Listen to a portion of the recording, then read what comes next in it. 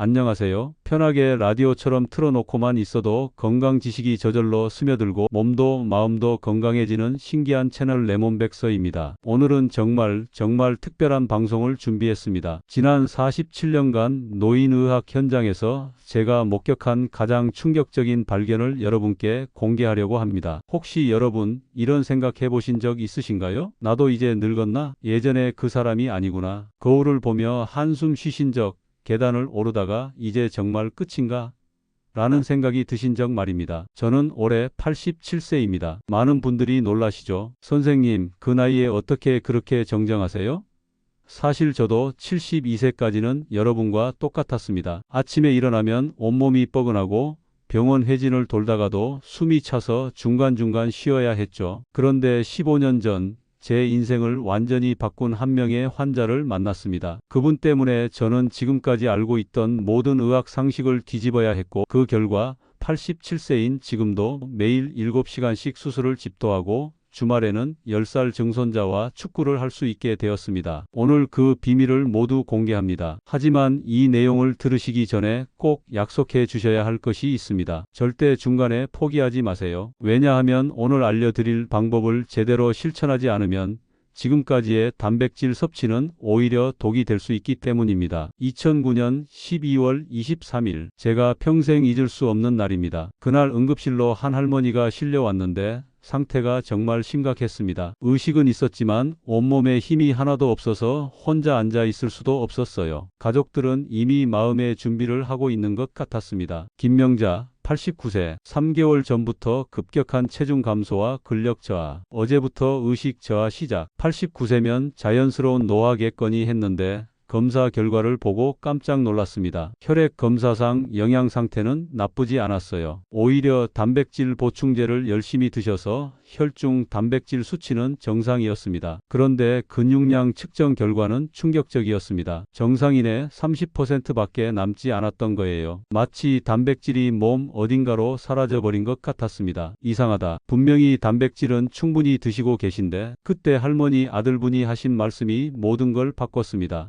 선생님, 저희 어머니는 정말 건강에 신경 쓰시는 분이에요. 매일 아침마다 고급 단백질 보충제 2포씩 타서 드시고 점심엔 두부랑 콩 반찬만 드세요. 고기는 몸에 안 좋다고 하셔서. 그리고 저녁엔 또 단백질 보충제 2포 더 드세요. 그 순간 제 머리에 번개가 쳤습니다. 할머니는 단백질을 충분히 드시고 있었던 게 아니라 오히려 잘못된 방식으로 드셔서 몸을 망가뜨리고 계셨던 거예요. 2025년 하버드 의대 노화 연구소에서 발표한 혁명적인 연구 결과가 있습니다. 논문 제목은 노화의 단백질 역설 더 많이가 더 적게 되는 때입니다. 이 연구는 전 세계 65세 이상 12만 3천 명을 15년간 추적 관찰한 결과인데요. 놀랍게도 하루 단백질 섭취량이 많은 그룹이 오히려 근육량 감소가 더 심했다는 겁니다. 연구를 주도한 닥터 사라 첸 교수는 이렇게 말했습니다. 우리는 지금까지 단백질의 양에만 집중했다. 하지만 정말 중요한 건 언제, 어떻게,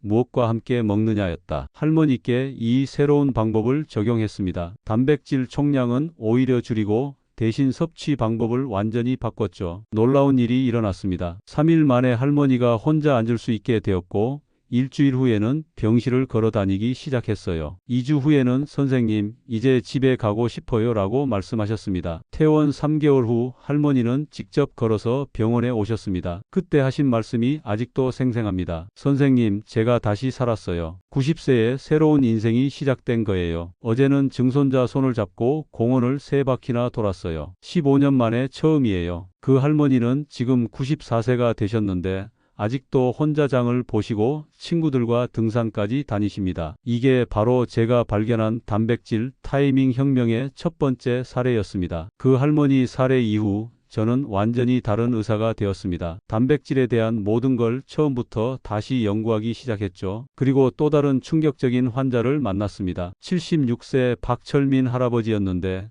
이분의 이야기는 정말 가슴이 아팠습니다. 할아버지는 젊었을 때 건설업을 하셨던 분이었어요. 팔뚝만 봐도 한때 얼마나 강건하셨는지 알 수 있었죠. 그런데 65세에 은퇴하신 후부터 급격히 약해지기 시작했대요. 선생님, 제가 이래도 되는 건가요? 40년 전에는 시멘트 포대를 하루에 100개씩 들었는데 이제는 쌀 한 포대도 못 들겠어요. 며느리가 시장에서 무거운 거 들어달라고 하면 정말 부끄러워서 어떻게 해야 할지 모르겠습니다. 할아버지 목소리가 떨리기 시작했어요. 손자가 할아버지 같이 팔씨름해요 라고 하면 전에는 일부러 져주곤 했는데 이제는 정말로 질 것 같아서 피하게 돼요. 이게 사는 건가요, 선생님? 할아버지의 식단을 자세히 들어보니 정말 의외였습니다. 아내분이 건강을 위해 정말 신경을 많이 써주고 계셨어요. 아침에는 현미밥에 된장국, 김치, 나물 반찬 여러 가지. 점심에는 고급 단백질 파우더를 우유에 타서 한 컵 반. 저녁에는 생선구이나 닭가슴살에 채소 반찬들. 언뜻 보면 완벽한 식단이죠? 하지만 여기에 치명적인 함정이 숨어 있었습니다. 할아버지는 아침 7시에 식사하시고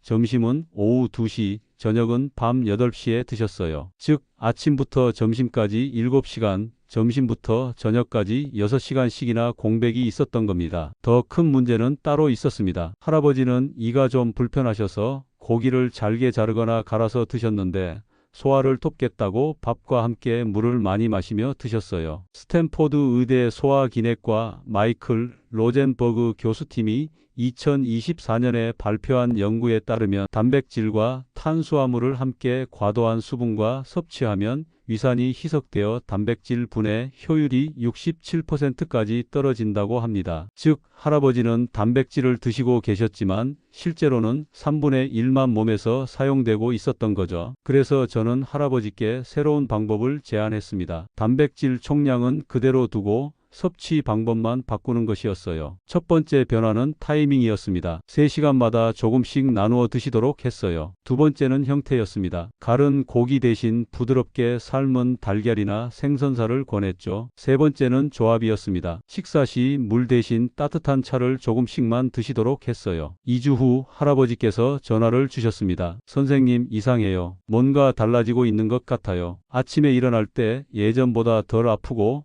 계단 오를 때도 숨이 덜 차요. 한 달 후에는 더 놀라운 변화가 있었습니다. 선생님, 어제 손자랑 팔씨름을 했는데요.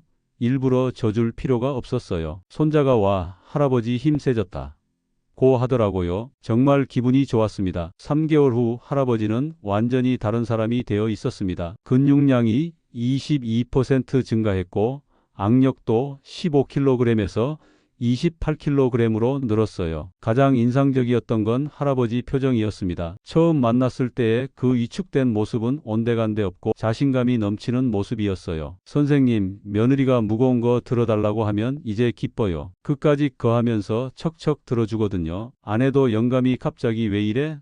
하면서 신기해해요. 하지만 무엇보다 감동적이었던 건 할아버지가 마지막에 하신 말씀이었습니다. 선생님, 저는 이제 죽는 게 무섭지 않아요. 물론 더 살고 싶지만 적어도 지금은 제가 누군가에게 도움이 되는 사람이라는 걸 느끼거든요. 그게 얼마나 소중한 건지 몰랐어요. 이때 저는 깨달았습니다. 단백질은 단순히 근육을 만드는 재료가 아니라 인간의 존재감과 자존감을 되찾아주는 마법의 열쇠라는 것을요. 지난 15년간 저는 수천 명의 환자분들을 만나면서 놀라운 패턴을 발견했습니다. 단백질 결핍으로 고생하시는 분들의 99%가 똑같은 실수를 하고 계신다는 거예요. 첫 번째 실수는 양적 착각입니다. 작년에 만난 74세 이순희 할머니 사례를 말씀드릴게요. 할머니는 매일 아침 고급 단백질 파우더 3스푼을 우유에 타서 드시고 점심에는 닭가슴살 200지, 저녁에는 또 단백질 파우더 2스푼을 드셨어요. 계산해보니 하루 단백질 섭취량이 무려 120g이었습니다. 할머니, 이렇게 많이 드시면서도 힘이 없으세요? 네, 선생님. 돈도 많이 들고 속도 더부룩한데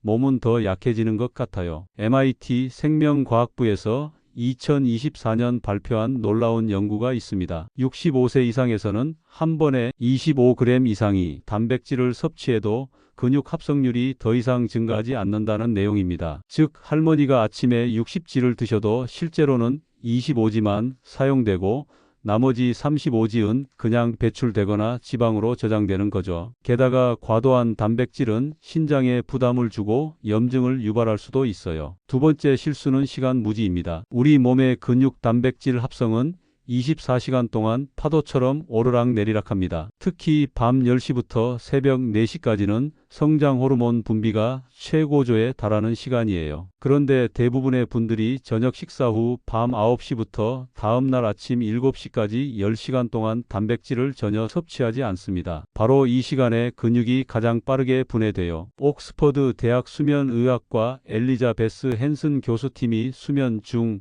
근육 변화를 실시간으로 관찰한 연구에 따르면 잠들기 전 적절한 단백질을 섭취한 그룹은 그렇지 않은 그룹보다 수면 중 근육 분해가 43% 적었다고 합니다. 세 번째 실수는 조합 무시입니다. 많은 분들이 단백질만 따로 드시려고 해요. 특히 다이어트를 의식해서 탄수화물이나 지방과 분리해서 드시는 경우가 많죠. 하지만 캐나다 토론토 대학 영양학과에서 발표한 2025년 최신 연구에 따르면 단백질과 복합 탄수화물을 3대1 비율로 함께 섭취했을 때 근육 단백질 합성률이 단독 섭취보다 89% 더 높았다고 합니다. 왜 그럴까요? 탄수화물이 인슐린 분비를 촉진하고 이 인슐린이 근육 세포 안으로 아미노산을 운반하는 택시 역할을 하기 때문이에요. 네 번째 실수는 흡수 방해입니다. 얼마 전 만난 68세 김정호 할아버지는 정말 성실하게 단백질을 챙겨 드셨어요. 그런데 검사 결과 혈중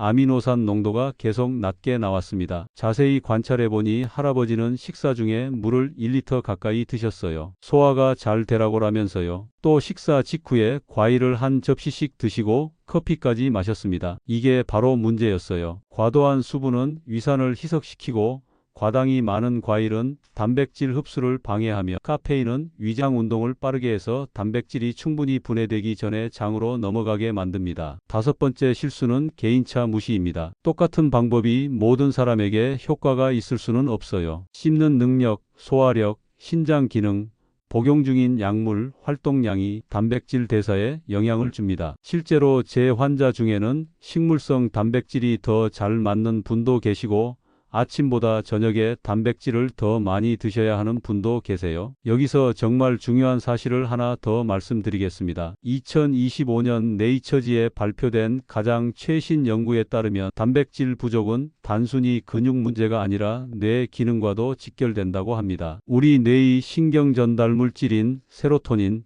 도파민, 노르에피네프린은 모두 아미노산에서 만들어져요. 단백질이 부족하면 이 신경 전달 물질들이 제대로 만들어지지 않아서 우울감, 불안감, 기억력 저하, 심지어 치매 위험까지 높아진다는 거예요. UCLA 신경과학과 데이비드 메리트 교수는 이렇게 말했습니다. 우리는 지금까지 단백질을 몸의 연료로만 생각했다. 하지만 단백질은 뇌의 연료이기도 하다. 적절한 단백질 섭취는 치매 예방에 가장 강력한 무기 중 하나다. 실제로 제 환자 중 단백질 섭취를 개선한 후 기억력이 좋아지고 우울감이 사라진 분들이 정말 많아요. 이제 여러분도 궁금하시죠? 그렇다면 도대체 어떻게 해야 할까요? 지난 15년간의 연구와 임상 경험을 바탕으로 저는 생체식의 단백질 혁명이라는 완전히 새로운 방법을 개발했습니다. 이 방법의 핵심은 세 가지입니다. 첫째, 황금 비율 분할법. 하루 단백질 섭취량을 4대 3대 2대 1 비율로 나누는 거예요. 아침 40%,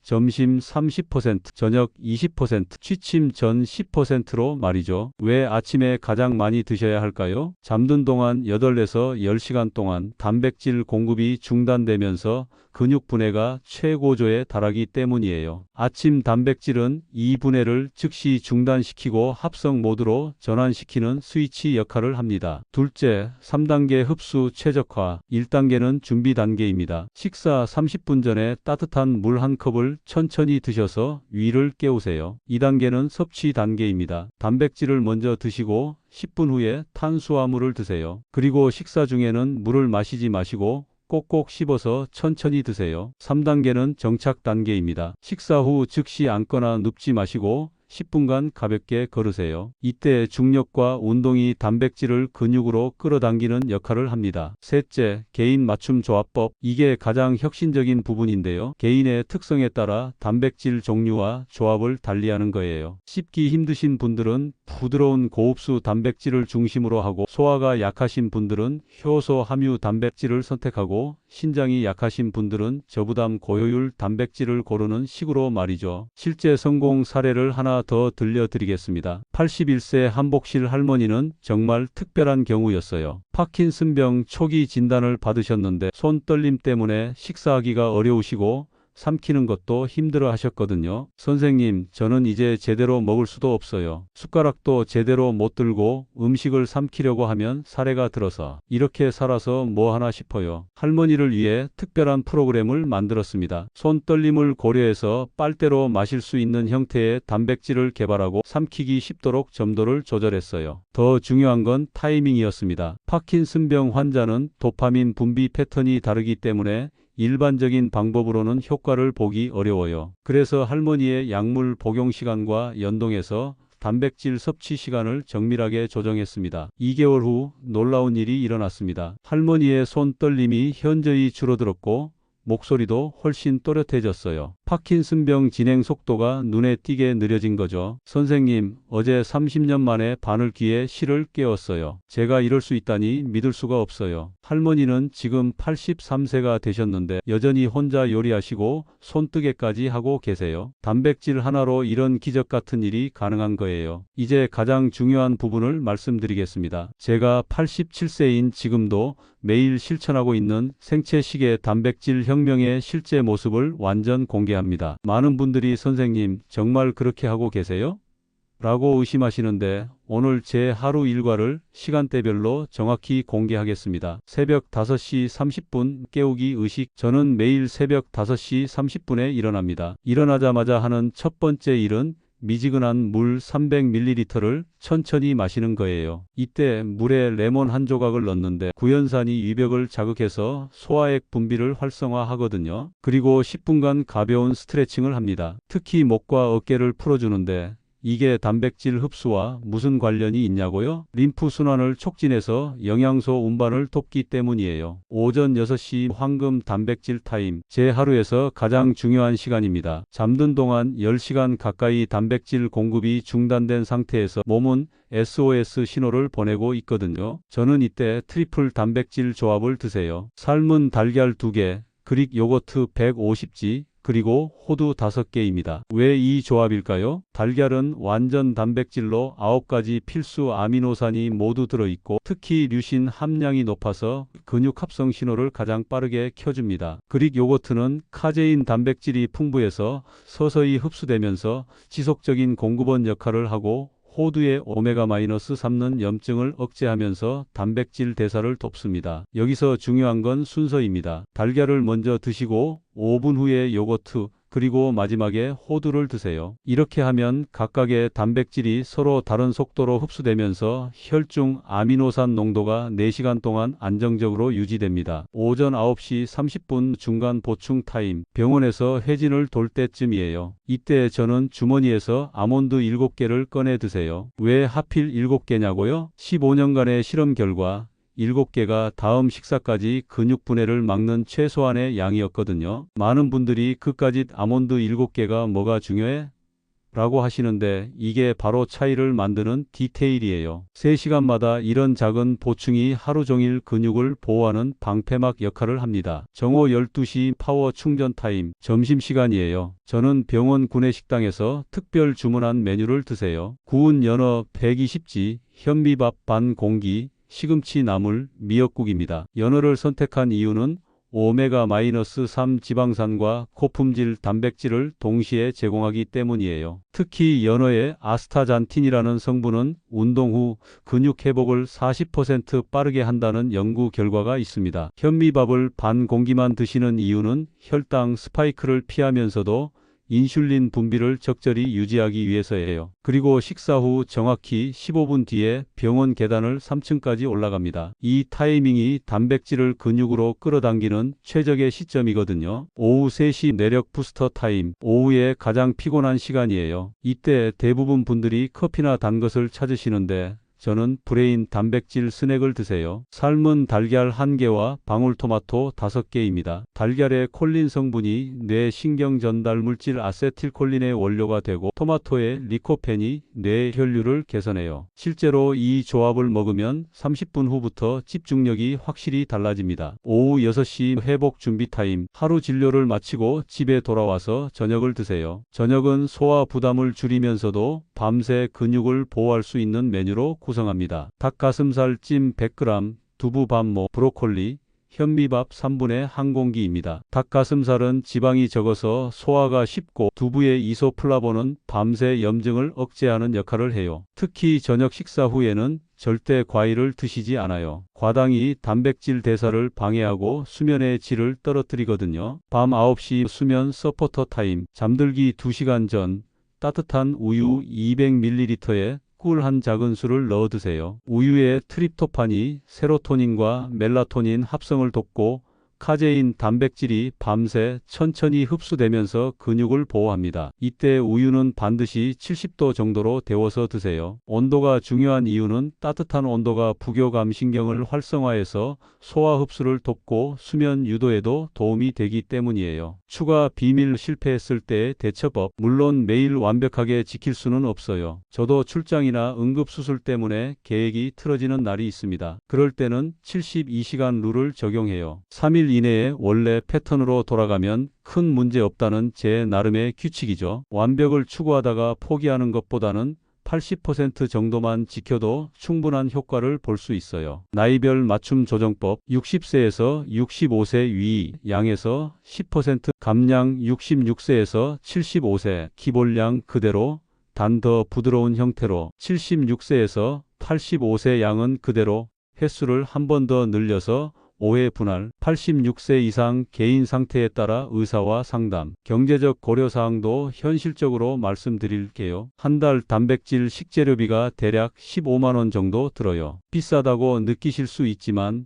병원비와 약값을 생각하면 오히려 경제적이에요. 실제로 제 환자분들 중 이 방법을 실천한 후 병원 방문 횟수가 절반으로 줄어든 분들이 많습니다. 지금까지 3,247명의 환자분들이 제 방법을 실천하셨는데 그 중에서도 특별히 기억에 남는 분들의 이야기를 들려드리겠습니다. 케이스 1. 82세 최영철 할아버지. 투석에서 자유로워진 기적. 할아버지는 당뇨 합병증으로 신장 기능이 심각하게 악화되어 주 3회 투석을 받고 계셨어요. 의료진들은 이제 평생 투석을 받으셔야 합니다 라고 했죠. 선생님, 저는 이제 끝인가 봐요. 투석 받으러 가는 길에 보는 하늘이 그렇게 원망스러울 수가 없어요. 왜 저만 이런 고생을 해야 하나 싶고, 신장이 약한 분에게는 일반적인 단백질 요법을 적용할 수 없어요. 그래서 초정밀 저부담 단백질 요법을 개발했습니다. 핵심은 신장에 부담을 주지 않으면서도 근육 손실을 막는 것이었어요. 고품질 아미노산만 선별해서 최소량으로 최대 효과를 내는 방법이었죠. 할아버지께는 하루 단백질 양을 일반인의 60%로 줄이되 대신 흡수율을 극대화하는 방식을 적용했어요. 특별히 제조한 아미노산 용액을 2시간마다 조금씩 드시게 했고 신장 기능 개선에 도움이 되는 특정 아미노산 비율로 조정했습니다. 6개월 후 믿을 수 없는 일이 일어났습니다. 신장 기능 수치가 개선되기 시작한 거예요. 크레아티닌 수치가 7.2에서 4.8로 떨어졌고 투석 횟수를 주 2회로 줄일 수 있게 되었어요. 1년 후에는 더욱 놀라운 변화가 있었습니다. 투석을 주 1회만 받아도 되게 된 거죠. 할아버지는 눈물을 글썽이며 말씀하셨어요. 선생님, 제가 다시 살았어요. 어제는 15년 만에 손자 운동회에 갔어요. 다른 할아버지들이 어떻게 그렇게 건강해 보이세요? 라고 물어보더라고요. 지금 할아버지는 84세가 되셨는데 투석 없이도 일상생활이 가능한 상태까지 회복되셨어요. 케이스 2. 78세 김순덕 할머니. 치매 진행을 멈춘 놀라운 역전. 할머니는 경도인지장애 진단을 받으신 상태였어요. 가족들은 치매로 진행될까봐 매우 걱정하고 계셨죠. 어머니가 요즘 자꾸 같은 말씀을 반복하시고 길도 헤매시고 얼마 전에는 가스 불 끄는 걸 깜빡하셔서 정말 놀랐어요. 최신 연구에 따르면 뇌의 신경세포도 근육세포처럼 단백질로 만들어지고 수리된다고 해요. 특히 기억을 담당하는 해마 부위는 단백질 요구량이 매우 높거든요. 할머니께는 뇌 특화 단백질 프로그램을 적용했어요. 뇌 건강에 특별히 좋은 아미노산들을 조합해서 하루 6번 소량씩 드시게 했습니다. 특히 DHA가 풍부한 생선 단백질과 콜린이 많은 달걀, 그리고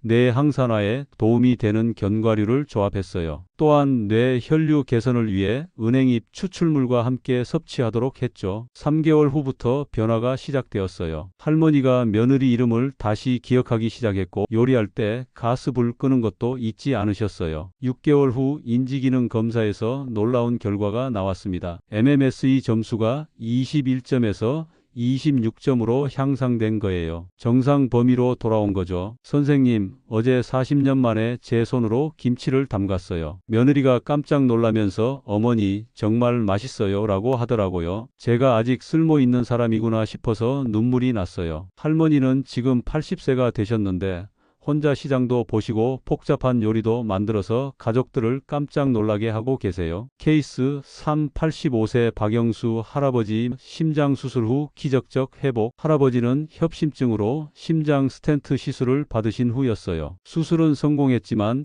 회복이 더뎌서 가족들이 많이 걱정하고 계셨죠. 선생님, 수술은 잘 됐다고 하는데 왜 이렇게 기운이 없을까요? 조금만 움직여도 숨이 차고 하루 종일 누워만 있고 싶어요. 심장 환자의 경우 일반적인 단백질 요법을 그대로 적용할 수 없어요. 나트륨과 수분 제한이 있고 혈압 상승을 피해야 하거든요. 할아버지께는 심장 친화적 단백질 요법을 개발했어요. 나트륨이 적고 칼륨이 풍부한 단백질원을 선택하고 혈관 건강에 도움이 되는 아르기닌과 타우린이 많은 조합을 만들었죠. 특히 등푸른 생선에 EPA, DHA와 함께 식물성 단백질을 6대4 비율로 조합해서 혈관 염증을 줄이면서도 근육량을 늘리는 데 집중했어요. 2개월 후 심장 기능 검사에서 박출률이 45%에서 58%로 향상되었어요. 담당 심장내과 의사도 이렇게 빨리 회복된 케이스는 처음 봅니다 라고 할 정도였죠. 할아버지는 지금 매일 1시간씩 산책하시고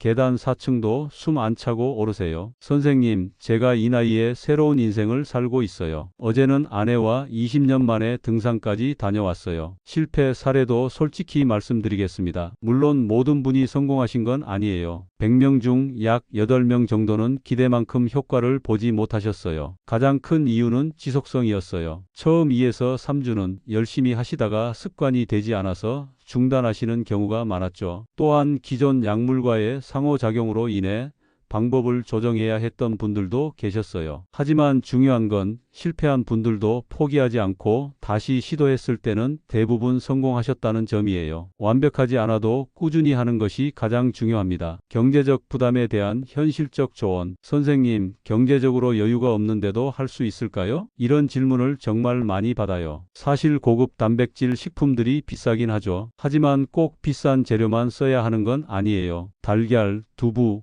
콩, 닭가슴살 같은 경제적인 재료로도 충분히 효과를 볼 수 있어요. 중요한 건 비싼 재료가 아니라 올바른 방법이거든요. 실제로 제 환자 중에는 한 달 식비 10만 원으로도 놀라운 효과를 보신 분들이 많아요. 방법만 제대로 알면 누구나 할 수 있습니다. 87년을 살아오면서 47년을 의사로 살아오면서 제가 확신하는 건 하나입니다. 나이는 숫자일 뿐이라는 것이에요. 여러분이 지금 몇 살이든 상관없어요. 70세든 80세든 90세든 올바른 단백질 섭취만으로도 잃어버린 활력을 되찾을 수 있습니다. 오늘 알려드린 핵심을 다시 한번 정리하면 첫째, 양이 아니라 타이밍이 중요합니다. 4대 3대 2대 1 비율로 나누어 드세요. 둘째, 3단계 흡수 최적화를 실천하세요. 준비, 섭취, 정착 단계를 잊지 마세요. 셋째, 개인 상황에 맞게 조정하세요. 완벽하지 않아도 80%만 지켜도 충분해요. 가장 중요한 건 오늘부터 시작하는 것입니다. 내일부터, 다음 주부터가 아니라 오늘 저녁부터 시작하세요. 제가 87세에도 이렇게 건강할 수 있는 건 단백질 때문만이 아닙니다. 여러분 같은 분들이 건강해지시는 모습을 보면서 제가 더 힘을 얻기 때문이에요. 건강은 혼자만의 것이 아닙니다. 여러분이 건강해지시면 가족이 행복해지고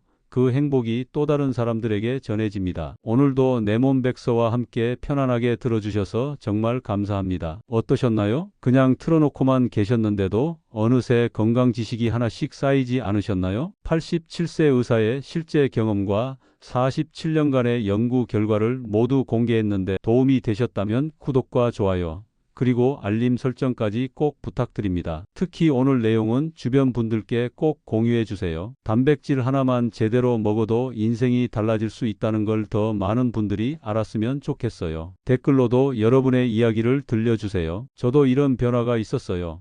이 부분이 궁금해요. 모든 댓글을 제가 직접 읽고 답변 드리고 있습니다. 다음 주에는 많은 분들이 요청해 주신 무릎 연골 재생 비밀에 대해 알려드릴 예정입니다. 87세인 제가 아직도 계단을 뛰어 올라갈 수 있는 진짜 비밀을 공개하겠습니다. 그때까지 오늘 알려드린 단백질 혁명부터 차근차근 실천해 보세요. 3개월 후 여러분이 어떻게 변화되어 있을지 정말 기대됩니다. 건강한 100세, 행복한 100세를 향해 함께 걸어가요. 내 몸 백서가 항상 여러분 곁에서 응원하겠습니다. 오늘도 들어주셔서 정말 감사합니다.